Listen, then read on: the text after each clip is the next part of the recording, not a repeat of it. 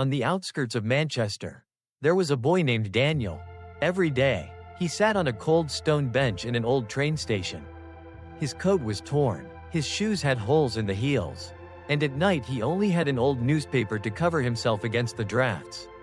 Sometimes, Daniel watched the rushing crowds and wondered, did he still belong anywhere? Each morning, he took a deep breath of icy air and whispered, "I'm still alive." He forced a smile at the passers-by. Most walked past as if he were invisible. But one day, a little girl stopped, placed a sandwich in his hand, and smiled. That smile warmed not just his empty stomach, but also a heart that had long grown cold. Daniel had not always been alone. Once, he had a family. His father was a carpenter, his mother a street vendor. Though poor, their house was filled with laughter. Daniel loved numbers and dreamed of one day standing at a teacher's podium. But a long drought came. Debts piled up, and his father collapsed under despair. The tragedy deepened when his mother fell ill, and his younger sister was forced to quit school. To save his family, Daniel left the village with nothing but empty hands. At first, the city gave him small jobs, washing dishes, carrying loads, but city life was merciless. A single mistake was enough to throw him out.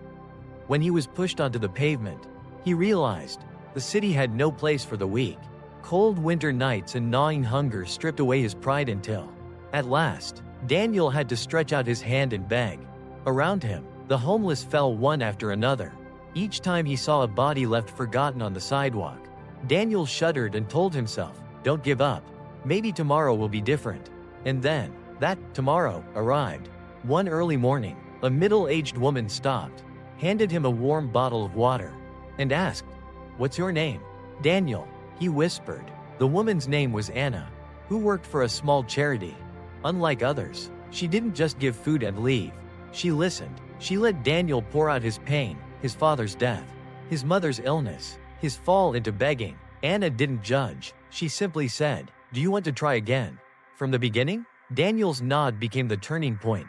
At the shelter, he bathed, changed into clean clothes, ate a hot meal, and for the first time in years, lay down on a bed with a blanket.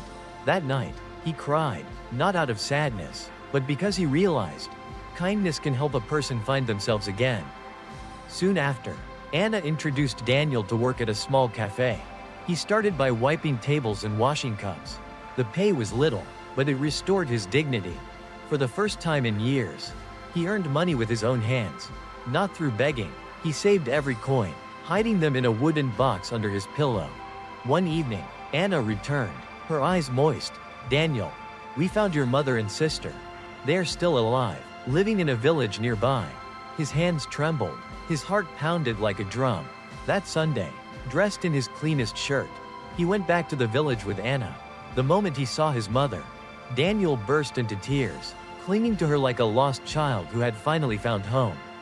His sister, now grown taller, also wept. Years of darkness vanished in that moment. Now, Daniel rents a small room, eats 2 meals a day, and visits his mother regularly. But most importantly, he has begun walking the streets handing out food to the homeless. He knows that a smile, an outstretched hand, can change someone's fate. Daniel's story reminds us, poverty, failure, and loneliness can break a person, but a single act of kindness can raise them back up. Never underestimate the power of a small gesture. It may be the different tomorrow someone has been waiting for.